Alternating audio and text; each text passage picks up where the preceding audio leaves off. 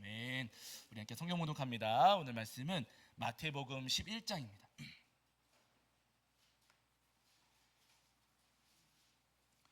마태복음 11장 1절부터 6절까지 말씀입니다.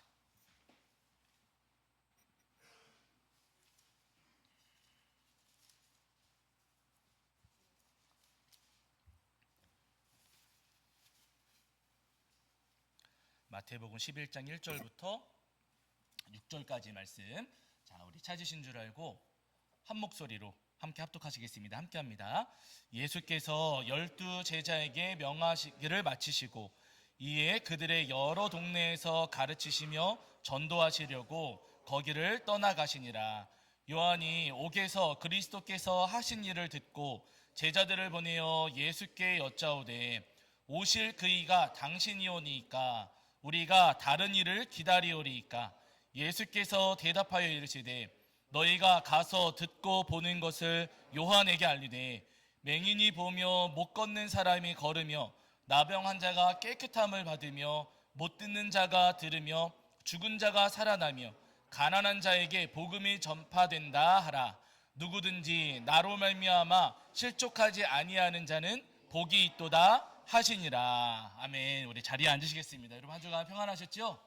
네, 오늘 우리 하나님 앞에 나와 예배하시는 저와 여러분이 우리 주님께서 주시는 은혜와 사랑이 가득하기를 간절히 소원합니다. 자, 지난주에 저희가 마태복음 10장 16절부터 42절까지 말씀을 통해서 우리에게 주신 은혜를 나누었습니다. 예수님께서 제자들을 파송하시면서 말씀하시기를 내가 양을 이리 가운데 보내는 것과 같다라고 말씀하셨어요. 제자들을 파송하시면서 내가 너희를 이리들 틈에 보내는 것과 같다라고 하시는 겁니다. 왜냐하면 제자들이 예수님께 파송을 받아서 복음을 전하러 가고 병든 자들 고치고 죽은 자를 살리고 귀신 들린 자 귀신 내쫓아주고 주님의 은혜를 세상 가운데 이제 흘려보내게 되는데 그들이 겪게 되는 그 현장, 그들이 마주하게 될 그 세상은 제자들을 기뻐하고 반기기보다 제자들을 미워하고 증오하는 일들이 너무나도 많았던 거예요. 믿음 때문에 제자들이 앞으로 겪게 될 많은 어려움들이 있었기 때문에 예수님께서 그들을 이리들 가운데 보내는 것과 같다라고 말씀을 하셨습니다. 그러나 중요한 것은 뭐냐면요, 그렇게 예수님을 믿는 믿음 때문에 그 은혜와 복음 때문에 많은 어려움을 겪게 되겠지만 어려움을 겪으면서도 끝까지 견디는 자는 어떻게 된다고요? 구원을 얻으리라, 구원을 받으리라 예수님께서 분명히 말씀하셨습니다. 많은 어려움이 있겠지만 그럼에도 불구하고 끝까지 예수님 믿는 그 믿음을 지킨다면은 주님께서 반드시 구원해 주시기노라 약속을 하셨어요. 여러분 오늘 우리도 마찬가지입니다. 우리가 이 땅에 예수님을 믿고 살아가다 보면은요 분명히 어려운 일들이 생길 수밖에 없어요. 예수님 믿는다고 해서 여러분 무조건 복 받는 게 절대로 사실은 아니에요. 예수님 믿는 그 믿음 때문에 우리가 어려움을 겪고 세상 사람들로부터 손가락질도 받고 우리가 미움을 받을 때도 굉장히 많이 있습니다. 그러나 중요한 것은요, 그럼에도 불구하고 우리가 예수님을 놓치지 않고 끝까지 견디고 예수님을 믿으면은요 주님께서 반드시 우리를 구원해 주십니다. 바라기는 그 구원의 은혜를 소망하시면서 어떤 상황과 환경 속에서도 우리 예수님 붙잡으시는 저와 여러분이 되기를 주의 이름으로 간절히 축원합니다. 자, 이제 오늘은 그 뒤에 이어지는 마태복음 11장 1절부터 6절까지 말씀을 통해서 우리에게 주시는 은혜를 나누려고 하는데요, 예수님께서 말씀 전하시고 사람들을 치유하실 때 그때 당시에 세례 요한, 여러분 세례 요한 기억하시죠? 이 세례 요한은 감옥에 갇혀 있었어요.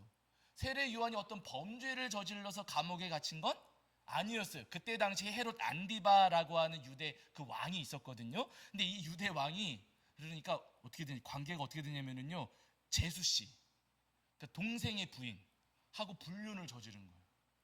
돼요, 안 돼요? 안 돼요. 근데 유대 사람들은 가만히 있었어요. 왕이니까 입 다물고 가만히 있었는데 그때 당시에 이거 잘못된 겁니다 하고 바른 말 한 사람이 누굴까요? 세례 요한이에요. 세례 요한이 바른 말을 하니까 불륜의 당사자였던 헤로디아 그 여인이 이 세례 요한을 붙잡아다가 감옥에 가둬버린 겁니다. 그러니까 세례 요한이 잘못해서 감옥에 갇힌 것은 아니었어요. 감옥에 갇혀 있는 동안에 감옥 바깥에서는 예수님께서 공생의 사역을 쭉 이어가셨습니다. 말씀 전하시고 치유하시고 귀신 내쫓으시고 하시면서 공생의 사역을 쭉 이어가시는데 세례 요한이 감옥 안에서 그 이야기를 다 전해드린 거예요. 제자들로부터 예수님께서 전하시는 말씀도 전해들었고 예수님께서 행하시는 여러 가지 표적과 이적도 제자들로부터 다 전해 들었습니다. 전해 듣다 보니까 세례 요한의 마음 가운데 물음표가 하나 딱 생긴 거예요. 뭔가 조금 이상한 것 같고 궁금한 게 생겼습니다. 그래가지고 이 세례 요한의 제자들을 통해서 예수님께 질문을 하거든요. 자, 그 질문의 내용이 오늘 본문에 있어요. 여러분 11장 2절과 3절입니다. 11장 2절과 3절.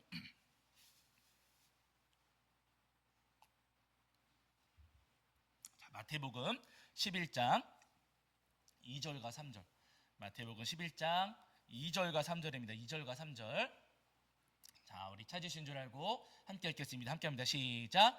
요한이 옥에서 그리스도께서 하신 일을 듣고 제자들을 보내어 예수께 여짜오되 오실 그이가 당신이오니까 우리가 다른 일을 기다리오리까. 아멘. 이렇게 물었습니다. 세례 요한이 예수님께 질문하기를 오실 그이가 당신이오니까, 오시기로 하신 메시아, 오시기로 하신 그리스도가 예수님 당신 맞습니까? 라고 물었어요. 이 이야기는 여러분, 세례 요한이 예수님을 그리스도로 확신한 겁니까? 조금 의심한 겁니까? 조금 의심을 한 거예요.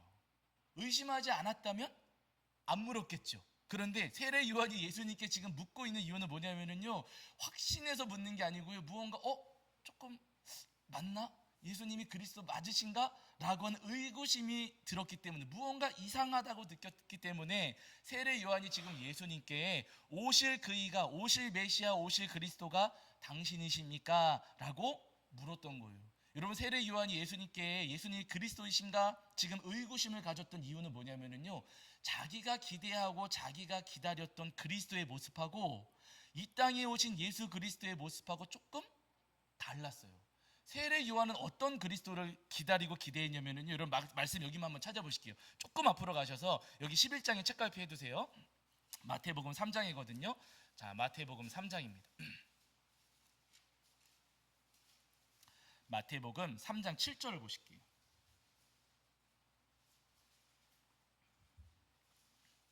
마태복음 3장 7절입니다. 3장 7절. 자, 요한의 메시지거든요. 세례 요한의 메시지. 자, 마태복음 3장 7절. 자, 우리 찾으신 줄 알고 읽겠습니다. 함께합니다. 시작. 요한이 바리새인들과 사두개인들이 세례 베푸는 대로 오는 것을 보고 이르되 독사의 자식들아, 누가 너희를 가르쳐 임박한 진노를 피하라 하더냐. 아멘. 세례 요한은 바리새인 사두개인들에게 말씀을 전하면서 독사의 자식들이라고 했어요. 그러면서 그 뒤에 덧붙이기를 누가 너희를 가르쳐 임박한 진노를 피하라 하더냐, 이렇게 말씀을 전했습니다. 그러니까 세례 요한이 기대했던 것은 뭐냐면요, 그리스도께서 오셨을 때, 메시아께서 오셨을 때 저 사두개인 바리새인들한테는 어떻게 하는 거예요? 진노를 퍼부으시는 거예요. 저들에게는 진노가 임박했다. 그리스도가 오시면 저들에게 진노를 퍼부으실 것이다. 이렇게 기대를 했고, 여러분 그 조금 아래 보셔요. 저기 3장 10절입니다. 3장 10절. 자, 3장 10절입니다. 읽겠습니다. 함께합니다. 시작. 이미 도끼가 나무 뿌리에 놓였으니 좋은 열매를 맺지 아니하는 나무마다 찍혀 불에 던지리라. 아멘. 이렇게도 말씀 전하셨습니다. 그러니까 지금 도끼가 나무 뿌리에 딱 놓여져 있고 메시아께서 오시면, 그리스도께서 오시면은 열매 맺지 못하는 나무는 딱 쳐가지고 그 열매 맺지 못하는 나무는 전부 다 불에 던져 심판하실 것이다. 그리스도께서 오시고 메시아께서 오시면 분명히 저들은 바로 심판당하고 바로 징계당할 것이다 라고 세례 요한은 그렇게 기대했어요. 그러니까 세례 요한이 기대하고 기다렸던 그리스도는 어떤 그리스도냐면요, 징계하시고 심판하시고 진노하시는 그런 그리스도의 모습을 세례 요한은 기대하고 기다렸다는 겁니다. 그런데 여러분, 예수님께서 오셨을 때 도끼 들고 다니셨습니까? 복음 들고 다니셨습니까? 예수님은 복음 들고 다니셨어요. 다니시면서 찍어 불사르셨습니까? 치유하고 고치시고 구원하고 귀신 내쫓으셨습니까? 그러셨어요. 치료하시고 구원하시고 귀신 내쫓고 하셨어요. 그래서 요한이 기대했던 그리스도, 요한이 기대했던 메시아는 심판하시고 징계하시고 찍어내치는 분이셨는데, 그런데 예수님께서는요, 오히려 고치시고 치료하시고 귀신 내쫓아 주시면서 복음과 은혜를 흘려 보내시더라는 겁니다. 그러니까 세례 요한이 나는 심판하시고 징계하시는 그리스도를 기대했는데 예수님께서는 지금 치료하시고 고치시고 구원하시고 계시네? 진짜 그리스도가 맞으신가? 라고 하는 이제 의구심이 세례 요한의 마음에 들었던 겁니다. 자기가 기대했던 그리스도와 실제 예수 그리스도의 모습이 달랐기 때문에, 내가 예상했던 것과 예수님의 모습이 달랐기 때문에 지금 제자들을 통해서 예수님께 오실 그이가 당신이십니까? 라고 세례 요한이 묻고 있는 거예요. 여러분, 때때로 우리도 이 땅을 살아가다 보면은요, 우리도 세례 요한과 같은 마음이 우리 마음에 들 때가 덜어 있습니다. 내가 기대하는 예수님의 모습과 실제 예수님께서 나에게 행하시는 모습이 똑같지 않고 다를 때가 있어요. 나는 내가 기대할 때는 예수님께서 저 사람만큼은 꼭 심판하셔가지고 저 사람을 꼭 벌해주셨으면 좋겠는데, 하셔야 안 하세요? 안 하셔요. 예수님 살아계시면 저 사람을 꼭 벌하셔야 될 것 같은데 그 사람 벌하지 않으시고요. 예수님께서 내 문제를 좀 해결해 주셨으면 좋을 것 같은데 해결해 주세요, 안 해주세요? 잘 안 해주시고, 병 고쳐주셨으면 좋겠는데 예수님께서 내 병도 잘 안 고쳐주시고, 로또 한번 딱 당첨시켜 주셨으면 좋겠는데, 제가 로또 사본 적 있거든요. 해주시겠지 하고 샀는데 해주세요, 안 해주세요? 안 해주세요. 내 기대와 달리 하실 때가 여러분 분명히 있다는 거예요. 내가 기대하는 예수님, 내가 바라고 있는 예수님이 계시는데, 또 내가 마음에 소망하고 있는 예수님이 계신데, 내가 소망하는 예수님과 진짜 예수님의 모습이 더러 다를 때가 있어요. 예수님께서 내 기대와 정반대로 하실 때가 분명히 있더라는 겁니다. 여러분, 내가 기대하는 모습이 분명히 있는데 예수님께서 내 기대와 달리 하세요. 그러면 마음에 뭐가 찾아와요? 마음에 무슨 마귀? 섭섭마귀. 섭섭하잖아요. 나는 이렇게 해주시기를 바랐는데 예수님께서 안 해주셔. 들어주지도 않으셔. 그러면 마음에 섭섭해져요. 마음이 상합니다.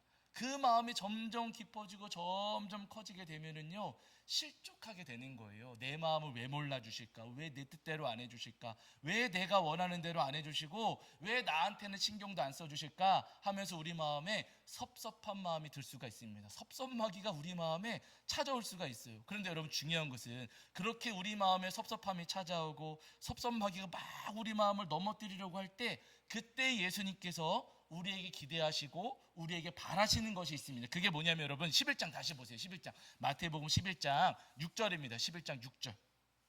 마태복음 11장 6절. 마태복음 11장 6절입니다. 11장 6절. 자, 마태복음 11장 6절. 자, 읽겠습니다. 시작. 누구든지 나로 말미암아 실족하지 아니하는 자는 복이 있도다 하시니라. 아멘. 여러분 따라해 보실까요? 실족하지 않는 자는 복이 있도다.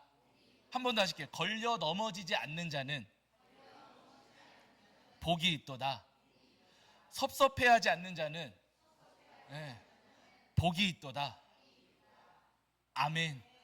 맞습니다, 여러분. 여러분, 실족하여 걸려 넘어지는 것, 실족하는 것은 여러분 걸려 넘어지는 것이고, 걸려 넘어지는 것은 사실 쉽게 이야기하면은요, 섭섭해하는 것과 같은 거예요. 주님 마음이 내 마음과 다르면은요, 섭섭해질 수가 있죠. 주님의 뜻이 내 뜻과 다르고 주님께서 내가 기대하는 것과 다르게 하시면은 속상하고 섭섭할 수가 있습니다. 그러나 여러분, 섭섭할 수 있는 그 시간에 걸려 넘어지지 않는 자, 분명히 섭섭할 수 있는 상황이지만은 그 순간에 걸려 넘어지지 않는 자에게 우리 주님께서는요, 복이 있다라고 오늘 우리에게 분명히 말씀하고 계세요. 섭섭할 만한 일들이 분명히 있지만, 그럼에도 불구하고 우리가 주님 앞에 섭섭해하지 않기를, 또 걸려 넘어지지 않기를 우리에게 바라시고 기대하신다는 거예요. 바라는 여러분, 주님께서 내 마음과 다르게 한다 하실지라도, 또 주님께서 내 뜻과 다르게 하신다 할지라도 그때마다 실족하지 않으시는 저와 여러분이 되기를 주의 이름으로 간절히 축원합니다. 우리 성도님들이 가룟 유다를 기억하고 계실 텐데, 여러분 가룟 유다가 잘 아시는 것처럼 열심당원에 속한 사람이었거든요. 이 사람이 유대 나라의 독립을 꿈꿨어요. 로마의 그 통치 아래 머무르면서 유대 나라가 독립해야 된다, 우리가 독립을 쟁취해야 된다, 이 마음을 갖고 있었습니다. 그래서 이 가룟 유다가 속해 있던 열심당원 사람들은 전쟁을 일으켜서 우리가 로마를 쫓아내고 우리의 주권을 회복하자, 이런 생각을 가졌어요. 전쟁을 일으켜야 되는데 힘이 있어요, 없어요? 힘은 없는 거예요. 그래서 어떻게 하면 전쟁을 일으킬까? 어떻게 하면 우리가 힘을 가져가지고 로마를 몰아낼까? 고민하고 있었는데 어느 날 이 유다의 눈에 예수님이 보인 겁니다. 예수님을 가만히 보니까 예수님을 쫓아다니는 사람들이 구름대처럼 많은 거예요.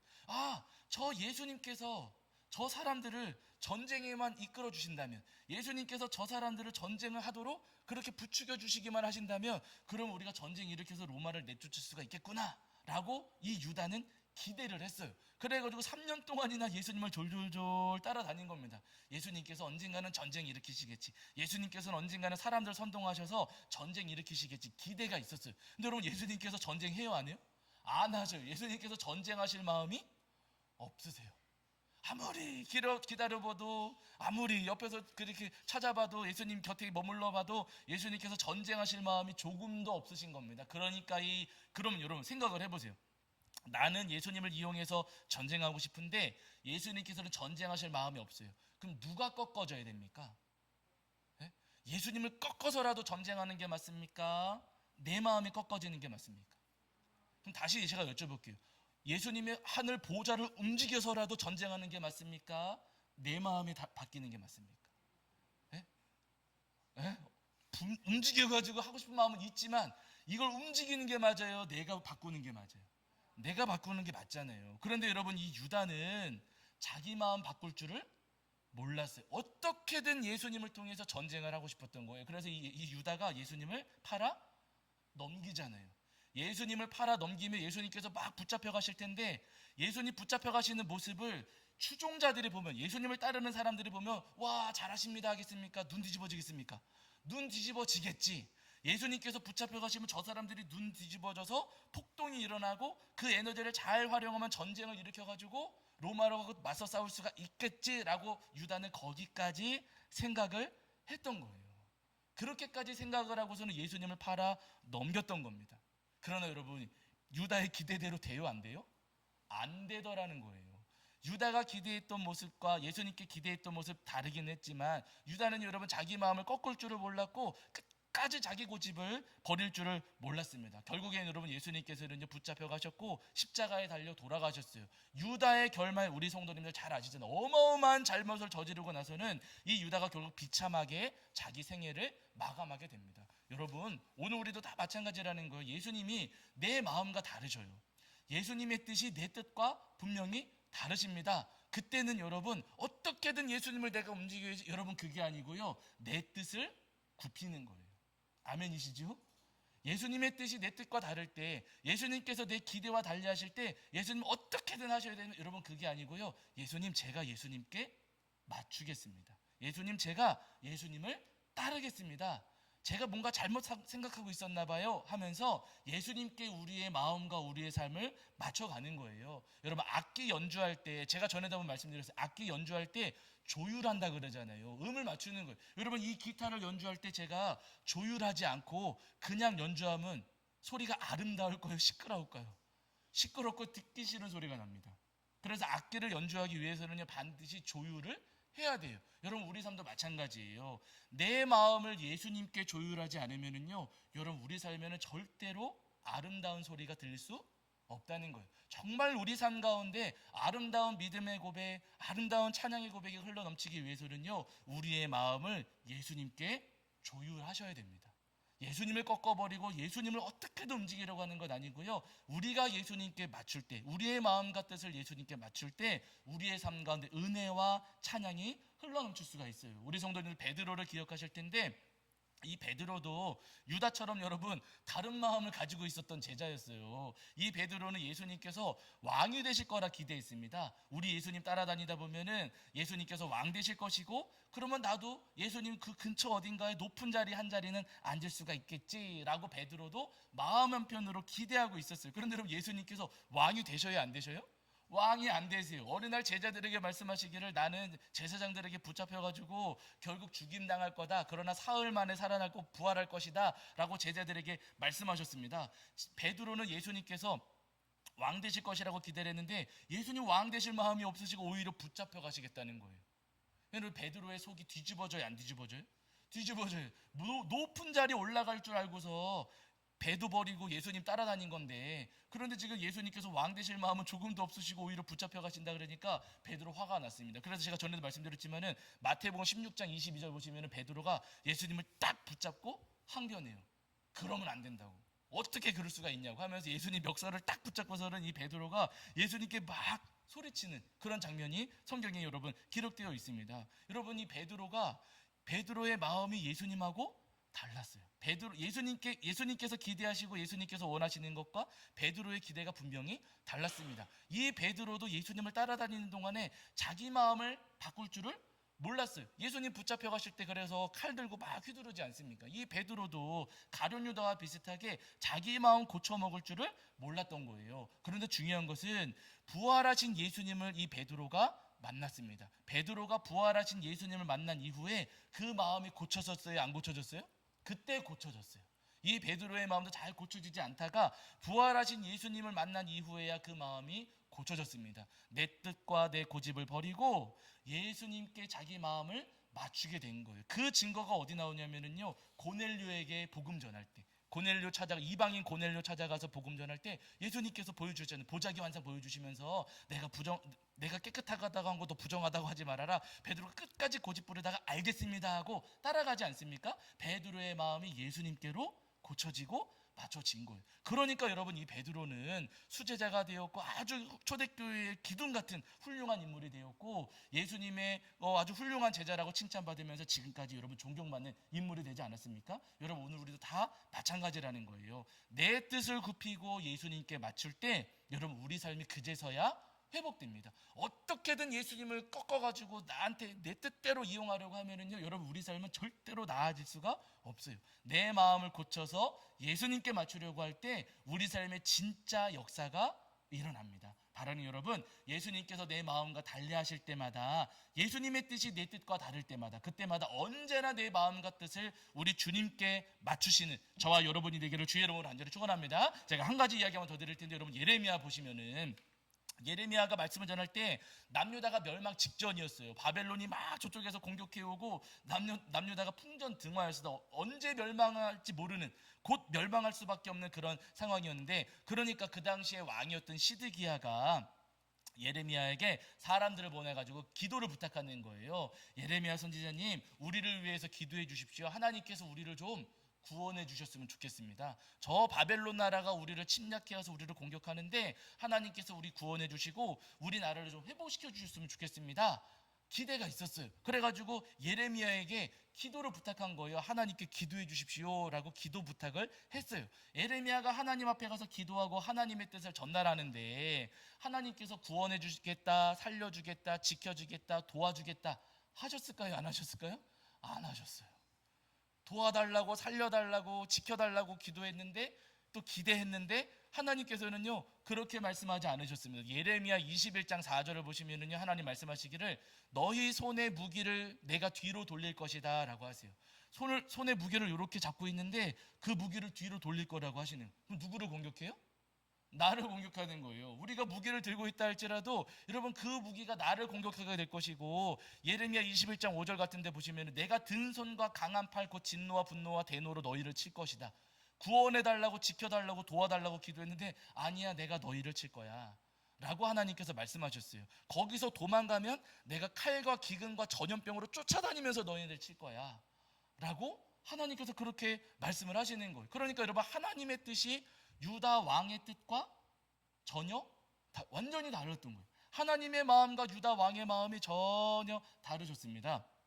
거기서 그치지 않고 무화과 열매 환상 여러분 기억하시잖아요. 좋은 무화과 열매, 나쁜 무화과 열매. 하나님께서 두 개의 환상, 두 개의 그 무화과 열매, 이제 좋은 것과 나쁜 것을 보여주시는데, 이 좋은 무화과 열매는 포로로 붙잡혀가는 사람들이다. 순순히 붙잡혀가는 사람들은 좋은 무화과고, 남아서 싸우려고 하는 사람들은 나쁜 무화과다 하시는 거예요. 이해가 되세요? 다른 나라가 침략해 오는데 남아서 싸우는 자들이 나쁜 자들이고, 그냥 순순히 붙잡혀가는 사람들이 좋은 사람들이다. 하나님께서 오히려 그들에게 은혜를 베푸시고 거기서 그들을 지키실 것이다, 이렇게 말씀을 하시는 겁니다. 그러니까 유다 왕의 기대와 하나님께서 가지고 계신 뜻과 하나님의 계획은 전혀 달랐던 거예요. 네, 전혀 달랐어요. 그러면 여러분, 이런 상황이면 어떻게 해야겠습니까? 우리라면 이게 굉장히 어려운 상황이에요. 이때 당시에 그때 당시에 왕이 시드기야 왕은 어떻게 하냐면은요, 이 예레미야를 감옥에 가둬버려요. 어디 지금 하나님 앞에 뭐 말씀을 듣는다고 하더니 어디 그런 말도 안 되는 소리를 하느냐라고 하면서 이 예레미야를 감옥에 가둬버리고, 이 예레미야의 말을 전하는 말씀을 끝까지 듣지 않습니다. 왕도 자기들 뜻을 굽히지 않았고 유다 백성들도 자기들 뜻을 고치지를 않았어요. 끝까지 맞서서 싸웠고 하나님의 뜻을 따르지 않았습니다. 결국 여러분 어떻게 되냐면요, 이 시드기야 이스라엘 백성들 나라가 멸망합니다. 예루살렘 성이 함락당하고 예루살렘 성전도 무너져 내려요. 이 시드기야 왕이 이제 성이 함락되려고 하니까 시드기야가 몰래 도망가거든요. 막 도망가요. 왕이 막 도망가다가 붙잡혔어요. 붙잡혀서 바벨론 왕 앞에 끌려왔습니다. 그가 보는 앞에서 신하들을 다 죽이고 가족들도 다 처형해서 죽여요. 그리고 이 시드기야 두 눈을 뽑아가지고 바벨론에 끌고 갑니다. 포로로 아주 비참하게 이 시드기야 왕이 결국 끌려가게 돼요. 하나님께서 내 뜻과 다르셨지만 내 뜻을 굽히지 않고 그냥 끝까지 고집 부렸을 때 여러분 이 시드기야의 마지막이 너무나도 비참하고 너무나도 아픈 역사였다는 거예요. 그런데 여러분 너무나도 놀라운 것은 뭐냐면요, 시드기야 말고도 포로로 끌려간 왕이 또 한 사람이 있었어요. 그 사람이 누구냐면은 여호야긴이라고 하는 왕입니다. 이 왕은 시드기야보다도 먼저 포로로 끌려간 그런 왕이었거든요. 이 왕 여호야긴도 포로로 끌려가가지고 거기서 포로 생활을 했어요. 그런데 여러분 너무 놀라운 것은 포로 생활하고 37년 되었을 때 바벨론의 왕이 이 여호야긴 왕을 풀어줍니다. 그리고 왕과 함께 식사를 해주고 바벨론에서 아주 높은 자리에 앉혀가지고 존중하고 존경하면서 말년을 보낼 수 있도록 도와주게 돼요. 붙잡혀가지 않으려고 하나님 뜻과 달리 붙잡혀가지 않으려고 끝까지 그냥 자기 고집을 부렸던 사람은 비참한 마지막을 보게 되었지만은요, 그냥 하나님의 뜻을 따라서 끌려간 그 사람은 그곳에서 그래도 하나님의 은혜 가운데 마지막을 보낼 수가 있었다는 거예요. 여러분 오늘 우리의 모든 삶이 다 마찬가지입니다. 내 뜻을 버리지 않고 내 고집을 끝까지 부리면은요, 여러분 우리 삶은 고생스러울 수밖에, 우리 삶은 괴롭고 어려울 수밖에 없다는 거예요. 하나님 뜻이 분명히 내 뜻과 다르지요. 그러나 그때마다 하나님 그러면 안 됩니다. 하나님 내 마음에 맞추셔야죠. 여러분 그렇게 우리가 살아가면은요, 결국 우리 삶은 어렵고 힘들어질 수밖에 없는 거예요. 그러나 하나님 뜻이 내 뜻과 달랐을 때 주님 제 뜻 버리고 제 고집 버리고 제 마음을 꺾고 우리 주님께 맞추겠습니다. 주님의 뜻을 제가 다 해야 될 수는 없지만은 주님이 맞으시지요. 주님께 맞추겠습니다 라고 하면서 내 마음을 버리고 주님께 맞추며 살아가면은요, 여러분 주님 분명히 우리 삶을 고치시고 회복시켜 주시리라 믿습니다. 바라기는 우리를 회복시키시고 고치실 주님의 그 은혜를 소망하시면서 언제나 우리의 마음을 버리고 주님께 우리의 마음을 조율하시는 저와 여러분이 되기를 주의 이름으로 간절히 축원합니다. 자, 우리 찬송합니다. 찬송가 425장입니다. 찬송 425장 찬송하시면서 준비하신 예물 봉헌하겠습니다.